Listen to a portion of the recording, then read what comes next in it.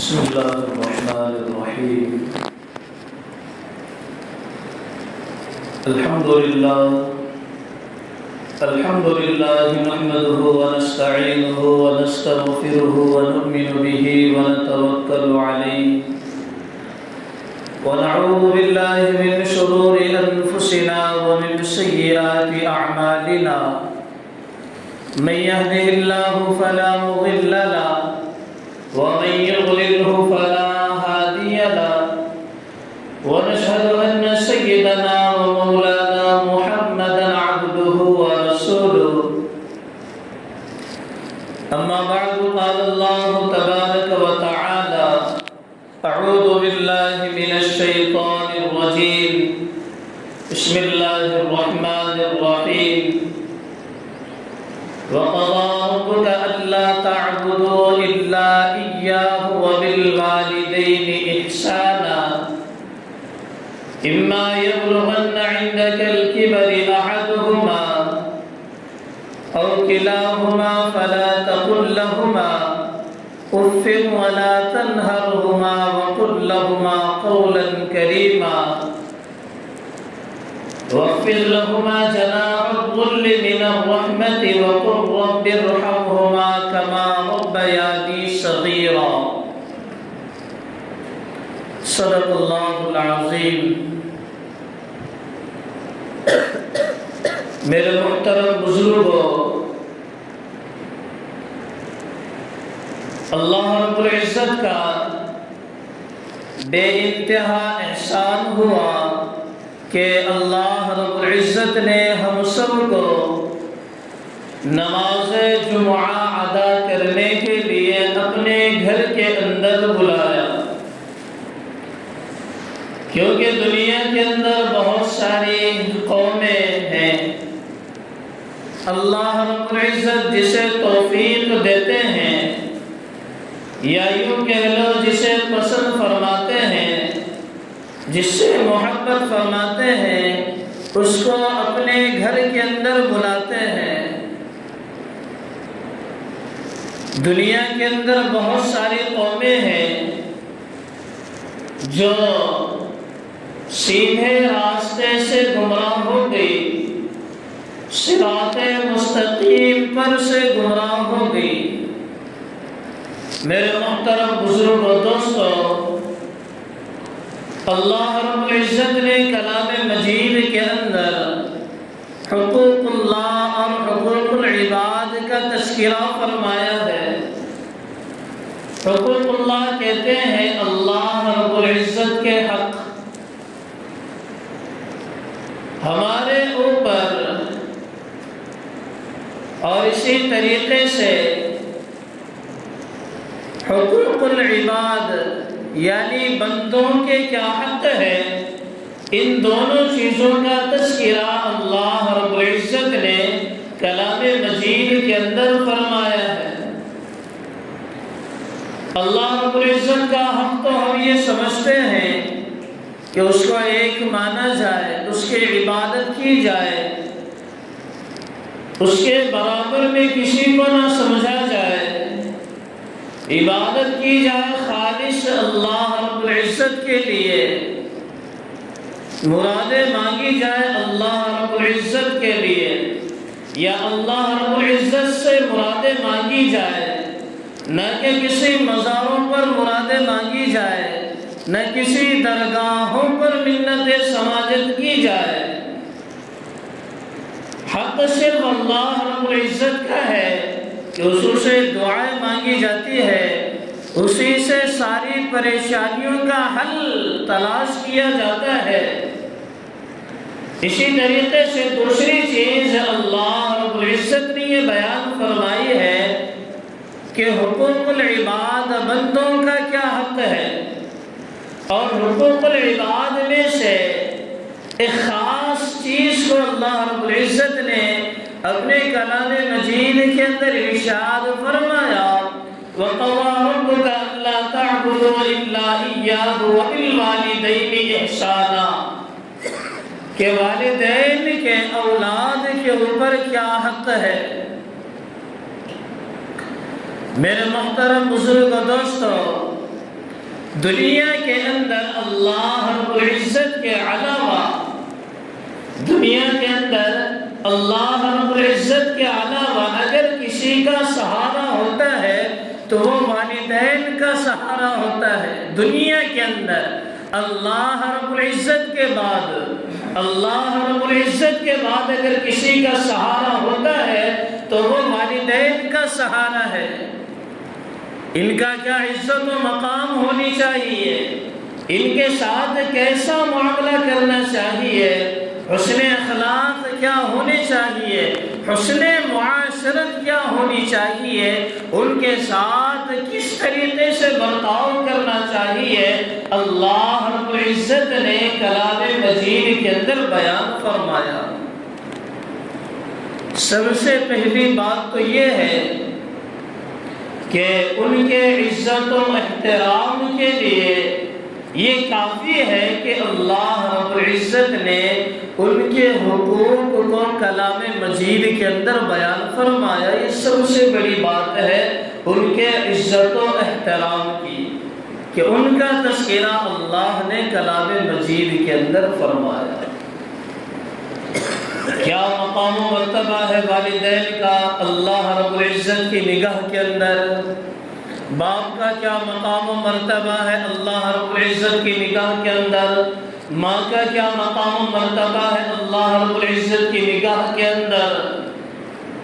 اللہ کے رسول صلی اللہ علیہ وسلم نے اس بارے میں ارشاد فرمایا کہ باپ جنت کے دروازوں میں سے ایک دروازہ ہے۔ یہ ارشاد گرامی ہے اللہ کے رسول صلی اللہ علیہ وسلم کا۔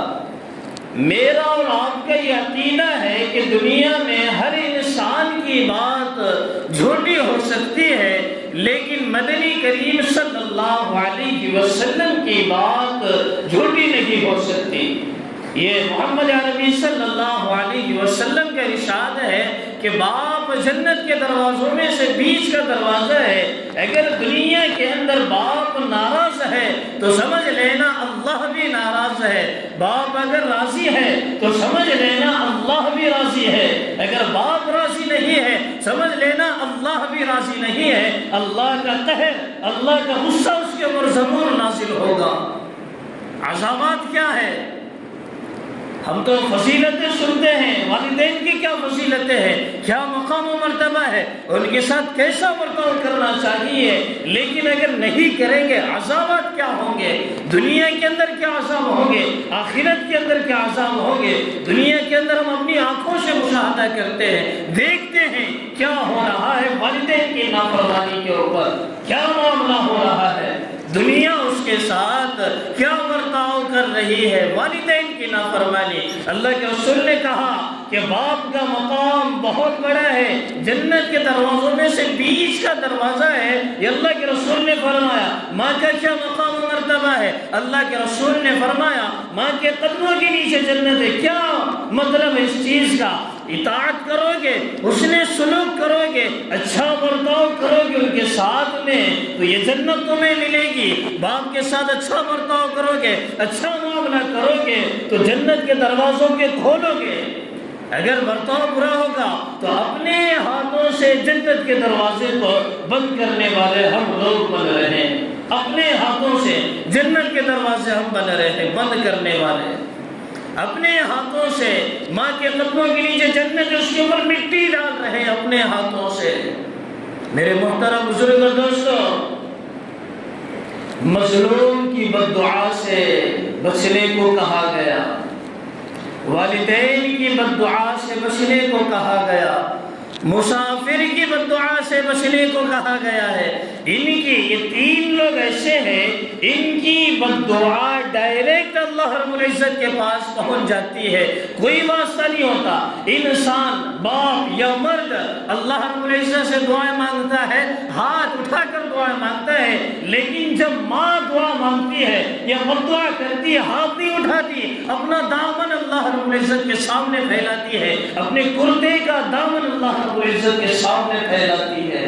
میرے محترم بزرگ دوستو، یہ کوئی چھوٹی سی بات نہیں ہے، اس کا خمیازہ ہمیں دنیا میں بھی بھگتنا پڑے گا اور آخرت میں بھی بھگتنا پڑے گا اس کا خمیازہ۔ اس کے عذابات سے ہمیں دوچار ہونا پڑے گا۔ اللہ کے رسول صلی اللہ علیہ وسلم نے بنی اسرائیل کے ایک نوجوان کا واقعہ بیان فرمایا۔ اس کو امام بخاری نے جو حدیث کی سب سے مدلل اور سب سے بڑی کتاب مانی جاتی ہے، امام بخاری نے اس واقعے کو اس میں نقل کیا ہے۔ امام مسلم نے بھی اس واقعے کو اپنی کتاب کے اندر نقل کیا کہ بنی اسرائیل کے اندر ایک نوجوان تھا جس کا نام جریح تھا، بڑا عابد تھا، بڑا زاہد، متقی، عبادتی کیا کرتا تھا۔ انہوں نے عبادت کرنے کے لیے ایک عبادت گاہ بھی تیار کر لی تھی کہ میں اس عبادت گاہ کے اندر بیٹھوں گا اور عبادت کر کے اللہ رب العزت کو راضی کروں گا۔ اور اس کی ایک اماں بھی تھی، ماں بھی تھی۔ تو ایک مرتبہ اس کی ماں اس کے پاس آئی اور باہر سے یہ کہنے لگی، اور جریح نامی شخص جو تھا وہ نفل نماز کے اندر مصروف تھا۔ ماں نے آواز لگائی، بیٹا جریح۔ تو جریح خاموشی کے ساتھ سننے لگے اور خاموش ہو گئے اور یہ سوچنے لگے کہ نماز کی حالت میں ہو، جواب دوں یا نہ دوں۔ تو اماں نے کہا، بیٹا جریح، تو کوئی جواب نہیں دیا۔ ایک دن ایسے ہی گزر گیا، دوسرے دن ماں نے پھر آ کر سوال کیا، بیٹا جریح۔ انہوں نے پھر یہی سوچا کہ جواب دوں یا نہ دو، چونکہ نماز کے اندر مصروف تھے۔ 3 دن تک ایسا واقعہ پیش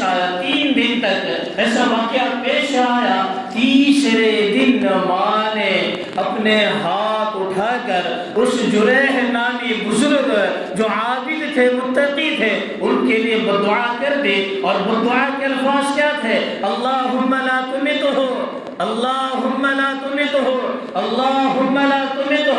یہ الفاظ تھے بدعا کے۔ میرے محترم بزرگ دوستو، اللہم لا تمتہ، کہ اے اللہ اسے اس وقت تک موت نہ دینا کہ جب تک یہ کسی زنا کی تہمت کے اندر مبتلا نہ ہو جائے۔ میں نے بددعا کر دی اپنے بیٹے جریح کے لیے کہ اللہ اسے اس وقت تک موت نہ دینا کہ جب تک یہ کسی تہمت کے اندر مبتلا نہ ہو جائے۔ یہ بددعا دی اور چلے گئے۔ چلے جانے کے بعد کچھ سال گزرنے کے بعد وہ بزرگ کو اللہ رب العزت نے بڑا مقام عطا کیا۔ جریح نامی جو بزرگ تھے، اللہ رب العزت نے بڑا مقام عطا کیا، شہرت ہونے لگی، لوگ جاننے لگے، چہرے سے نور ٹپکنے لگا۔ لیکن ماں نے بدعا دی تھی کہ زنا کی تہمت میں مبتلا ہوگا۔ جب دنیا کا اصول ہے، جب کوئی انسان شہرت تک پہنچتا ہے، یہ شہرت ہونے لگتی ہے، لوگوں میں اس کے اچھے کام کے چرچے ہونے لگتے ہیں، تو مخالفین آٹومیٹک پیدا ہو جاتے ہیں۔ مخالفین ایسے آٹومیٹک پیدا ہو جاتے ہیں، دنیا کا یہ اصول ہے۔ اچھے کام اگر کسی کے بارے میں پھیلنے لگے تو مخالفین پیدا ہو جاتے ہیں۔ تو مخالفین اس دور کے اندر پیدا ہوئے۔ انہوں نے سوچا اس جریح نامی شخص کو ہم بدنام کریں گے۔ ایک فاحشہ عورت کو لایا گیا، اسے مجبور کیا گیا کہ اس بزرگ کے ساتھ میں زنا کر لے۔ پیسے دیے گئے، مجبور کیا گیا۔ جب وہ بزرگ جریح نامی شخص اپنی عبادت گاہ کے اندر نمازیں پڑھ رہے تھے، عبادتیں کر رہے تھے، تو یہ فاحشہ عورت اندر داخل ہو گئی، اور داخل ہونے کے بعد بہت سارے ہیلے کرنے لگے کہ کس طریقے سے بزرگ کے قریب چلی جاؤں اور اس سے زنا کر لوں۔ وہ بزرگ اللہ والے تھے، اس کے پورے ہیلے ناکام ہو گئے۔ جب وہ فاحشہ عورت باہر آئی اور وہ بزرگ کے جو عبادت گاہ تھی اس کے باہر ایک چرواہا بکریاں چرا کر ان عبادت گاہ کے سامنے آرام کیا کرتا تھا، رات گزارا کرتا تھا، وہ فاحش عورت باہر نکلی اور باہر نکل کر اس چرواہے کے ساتھ اس نے زنا کر لیا، حاملہ بھی ہو گئی اور کئی مہینوں کے بعد بچہ بھی پیدا ہو گیا۔ جب اس سے پوچھا گیا یہ بچہ کس کا ہے تو اس فاحشہ عورت نے کہا یہ اس عابد اور زاہد متقی کا بچہ ہے، اس نے میرے ساتھ زنا کیا اور یہ اسی کا بچہ ہے۔ گاؤں والے بڑے غصے میں آ گئے، غصے میں آ کر اس بزرگ کے پاس گئے، مارنا پیٹنا شروع کیا اور اس کی عبادت گاہ کو گرانا شروع کر دیا۔ بزرگ نے پوچھا معاملہ کیا ہے؟ مجھے تو معلوم نہیں کیا معاملہ ہے، کیا سازشیں چل رہی ہے کہ مخالفین میرے بارے میں کیا سوچ رہے ہیں، انہیں کوئی معلوم نہیں اس بارے میں۔ تو بزرگ کو مارا پیٹا، عبادت گاہ بھی گرانے لگے۔ تو بزرگ نے پوچھا کیا معاملہ ہے؟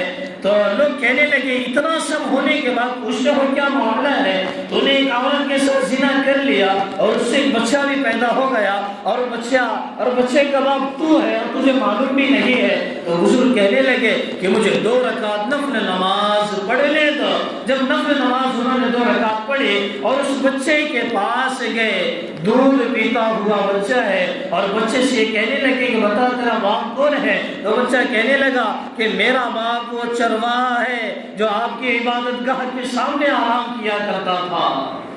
گاؤں والوں نے معافی مانگی، عبادت گاہ پھر بنوا کر دی۔